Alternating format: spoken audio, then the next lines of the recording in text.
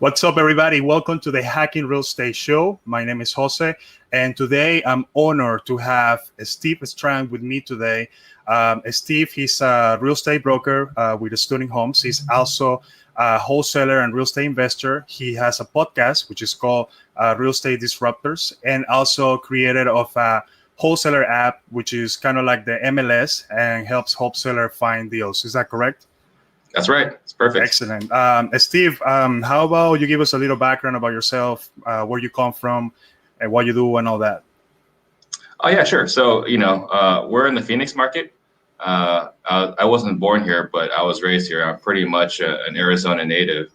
And then what we do is, we do wholesale, we do traditional. I think that one of the reasons why I started the podcast was I want people to be aware that there's multiple options. I think a lot of people, a lot of wholesalers go in there just to buy cash, and a lot of real estate agents just go in there just to list. And I think that if you go in there with multiple tools, you can provide the homeowners more options. And that's one of the reasons why I created the podcast. Excellent. Quick question, were you born in Phoenix, Arizona? No, I was actually born in Italy on the way here. I was born in a refugee camp. Yeah, refugee camp in Italy. Excellent. So where are your parents from? So my grandparents were born in China. Okay. And they moved to Vietnam when communism took over. Okay. So my parents are born in Vietnam, and we came here when communism took over. Nice. Excellent. Well, originally I'm from Venezuela, so I'm one of the reasons I came to the United States was actually to play baseball. And then nice. I don't know if you heard about Venezuela, but obviously things there are not too good. But yeah, I've been living here already for like about 16 years. But the main reason was to play baseball first. So excellent. All right. So let's talk a little bit about what you do as a real estate investor. When did you start in the business? So I got into real estate in 2007, and it was because I was buying rental properties. Okay. Actually, we were trying to buy more rental properties. Thank goodness the bank said no. Otherwise, we would have been even more screwed during the recession. But as we were buying rental properties, we met a broker who, we were fascinated by what he did, and asked him what it would take to be a real estate broker or a real estate agent. He said, "You just go get your license. I'll teach you everything I know." So I got licensed in 2.5 weeks. Submitted my 2 weeks notice at Intel, and I just jumped in both feet. Wow! Right in. Right in. Yeah. Wow. I'm an action taker. I see that. So were you scared?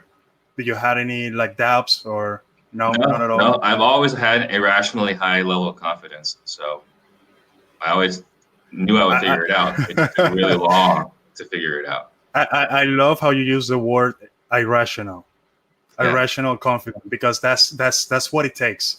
And one of the reasons I ask you that question is because I do know, and I'm sure you know this too, there is a lot of people out there that they want to do something and then they may be afraid.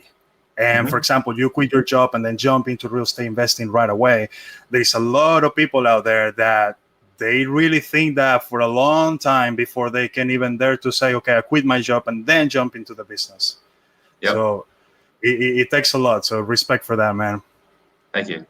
And it's the same thing, right? You got your podcast. I see you got all your equipment, and I got people asking me about starting a podcast, and they ask me about this mic and this camera and this and that, and I tell them I don't know. I just started. Exactly. Yeah, I basically did the same thing. The only thing that I guess I researched was whenever I was going to buy some equipment, I just went on Amazon and then I read the reviews, for example. But I actually started before with my phone, just recording with my cell phone. Have you heard about Anchor? And I mentioned this in one of my other episodes too. Yeah. So I was recording myself while driving because I was trying to, break that barrier. Like, we say that we're always busy, but no, I'm like, no, just have to make it happen no matter what. So part of that was to just take action and then start recording with my cell phone, and then, transition into this, and then transition into contacting people like you to hopefully say yes. And then, here we are. Absolutely. Yeah. You were really fast to respond, I have to say. And then your response was, I'm honored to do that. And you have no idea, that made my day.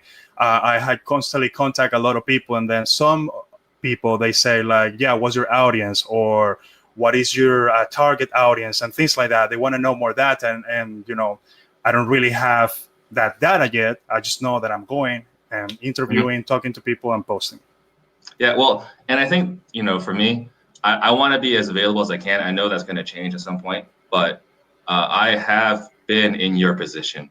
I have reached out to people and asked them, either to help or to be on the podcast, whatever. And I have a really good memory too. So I remember the people that were too busy for me. Wow, yeah, I get it. I completely get it. So let's talk about wholesaling. Is that Sure. that's part of your expertise, right? Or Yeah. one of them. So how is your business model right now? Like, what do you do? What do you focus on? Well, so we're definitely focused only on the Phoenix market. We get a lot of people reach out, ask us to expand to other markets, but right now we're primarily focused on Phoenix, and we plan to be that way for a very long time. But we're doing consistently 5+ transactions a month. Wow, that's pretty good. Yeah, obviously we'd like it to be between 8 and 10, really double digits consistently. But it is a brutal market here in Phoenix. Yeah, very competitive. There's a lot of big dogs here. But yeah, we do a lot of wholesale, primarily between cold calling and texting. And wow. Yeah, but that's our wholesaling model. Well, we used to do pay-per-click. We cut that back. We're opening up. We're going to potentially do direct mail soon. How long did it take you to go from 0 to 5 deals per month? 10 months. 10 months. So I partnered up with Max, my business partner, in April of last year. Okay. And February was when things started. So you partnered up with Max. Yes. Okay. Awesome. Yeah, I know a little bit about him too, and I know he has like some presence online as well. Yeah. Well, Max Jimenez. I want to make sure we're clear. Oh, okay. Got it. Yeah, Max Jimenez. Okay. He's another guy in Phoenix. So yeah, we partnered up in April of last year. Did one deal in June. Started popping deals in August, and then consistency came in February. Well, that was a pretty fast growth, I have to say. Well, I have the benefit of having an incredible partner. Most people ask me what my opinion on partnerships, and I always say no. I always say don't do partnerships. But I'm also a hypocrite. Max is an incredible partner. We both lift. We both work hard in our own ways. So there's a lot of synergy with the way we work together. Yeah, I know having partnerships it can be tough. So it takes a lot to find that person that can connect with you. And I always say everybody has to be on the same boat. Everybody have to have the same vision and be willing to take and share the risk, the win and the losses. Right. So it takes a lot. So then you transition from that into creating this amazing app that I can't wait to hear about it, because I honestly didn't know before I actually started researching about you, which is called Offer Fast, right? Offer Fast. Yeah, so I actually started that app. Yeah, so I actually started that with another partner in 2017. So we've been at it for a while. It just takes a really long time to get an app going, particularly since we're doing it shorthanded on a tight budget. But yeah, it's the vision is just to create an off-market MLS for wholesale properties. Right now, one of the biggest challenges, there's two schools of thought. If you're getting a wholesale, do you go after sellers first or go after buyers first? And so a lot of gurus, they go after buyers first. I've always been the opinion, go after sellers first, because if you have a deal, you'll have a buyer, right? Exactly. Yeah, of course. So what we're doing is we're encouraging people to go after sellers first, and then use my buyers list, which I've built with the app. So all my buyers use this app. So the encouragement to everyone else in the Phoenix market is just go ahead and put your properties in there and leverage my buyers list. And that's just for Arizona right now. And then we're rolling out in Texas in the next couple of months, and then nationwide by the end of the year is the vision. Wow, excellent. So, well, I'll be waiting here down in Miami. Yeah. I have tried to do some wholesaling, and I say I try because I haven't pursued that as an actual business model. However, I have flipped properties or contracts a couple of times. What I've been mainly doing is getting the property and then rehabbing and then either selling or renting. And I have actually also purchased from wholesalers like yourself or companies like what you have here in Miami. I'll be, excited to try that out whenever you guys start or bring it up here in Miami, because I'm sure that's going to be amazing. It's going to create more opportunity for a lot of people like us that are doing and are involved in this type of business. Right. Absolutely. It's going to make it easier for wholesalers and flippers. Exactly. Yeah, exactly. So let me ask you, going back to what you were mentioning on your business model, you mentioned that you're doing mainly cold calling and texting.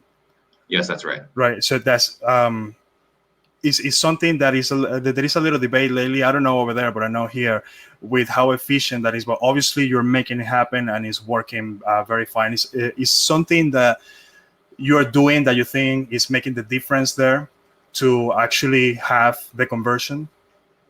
Well, I think the big thing is skill. The skill. Yeah. So everyone can cold call, and it's brutal. It's not fun, but a lot of people are doing it, right? There are just a lot of rejection. What's that? A lot of rejection. Yeah, a lot of rejection. So yeah, it's a tough business. However, there are people doing it all day, every day. And so how do you stand out above everyone else? And it's skills. The corny term is, you have the skills to win the bills.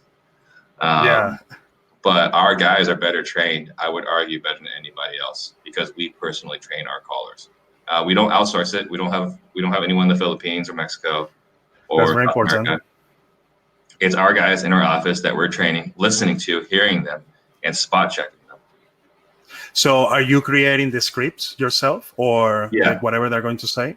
Yep, it's our own custom scripts. There's a lot of good scripts out there, a lot of them. But our script is 180 degrees different than everybody else's script, intentionally. Yeah. And so what are you looking for? You're looking to connect with the people. You're looking to get a feeling and be in empathy of what they're feeling, stuff like that. Because, sometimes people, when they're doing cold calling, they just want to get the sale right away.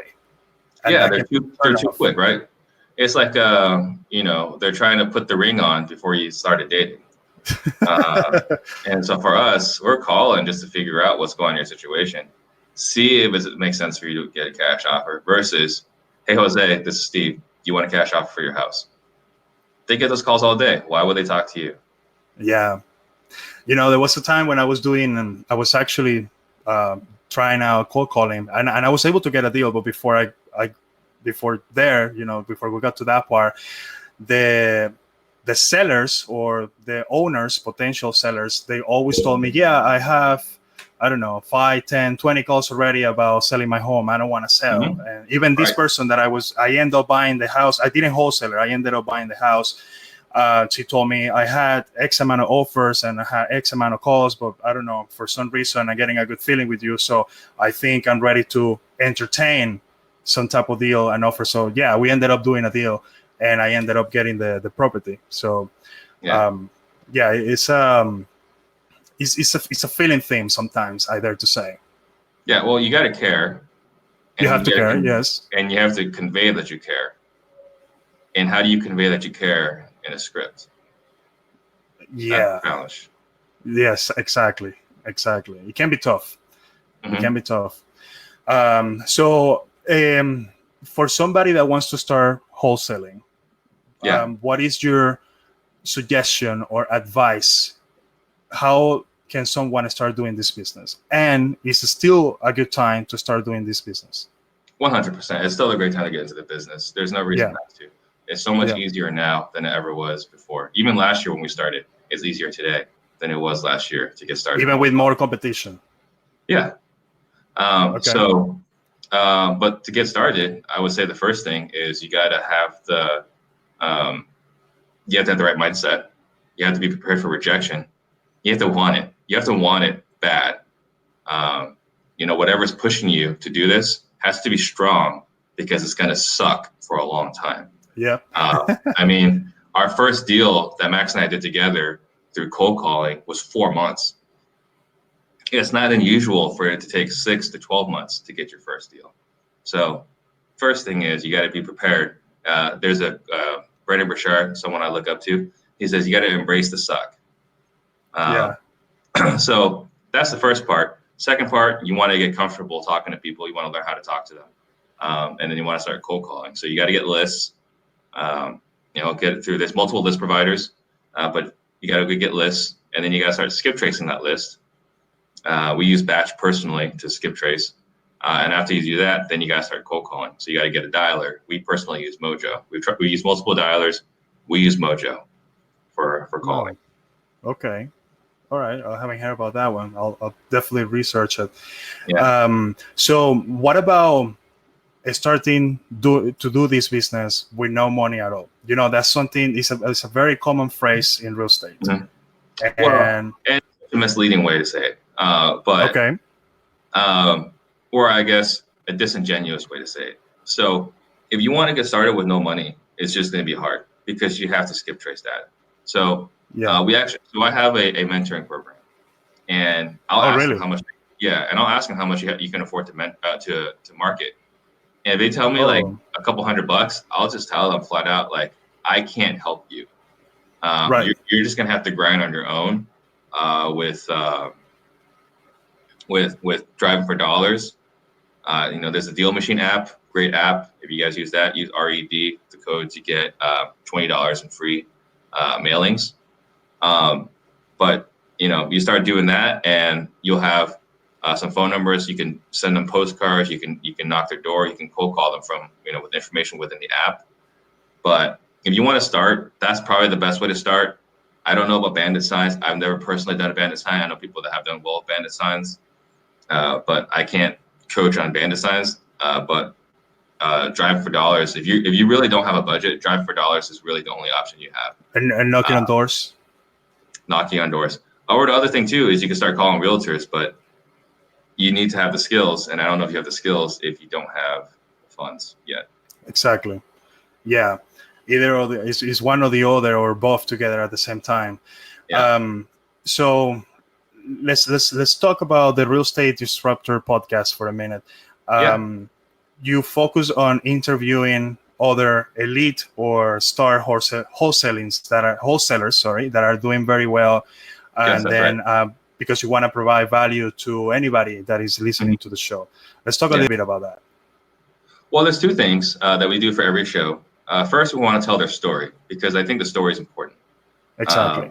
There's a lot of people there. There's a lot of big names in real estate, but all you see is the highlights, right? You see the best 5% of them, or what you hear about them, but you don't necessarily know their story. Some of them do a good job telling the stories, but most don't. Just naturally, we're not great storytellers about ourselves. So the first thing is I want to tell their story so that you can connect with them. Also, we want to show that you don't need a huge advantage to get started. You'll see these guys start with nothing. Yep. And you see how they crawled out of whatever the situation they were in to become successful. So part of it, I want to get their story out there. And then B, I want to inspire the listeners to see that this barrier that seems so tough, you can overcome it. Exactly. And then the third thing is to have actionable items, right?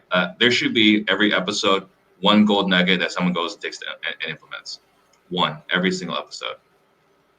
Excellent. So how many times a week, or how many shows per week or per month are you doing, and which days are you doing the shows? So the plan, which we've been very consistent with, is 2 p.m. Arizona time every single Wednesday. And we've been pretty good about that. We only missed 4 or 5 since we started. So the goal is 1 a week, but sometimes we do 2.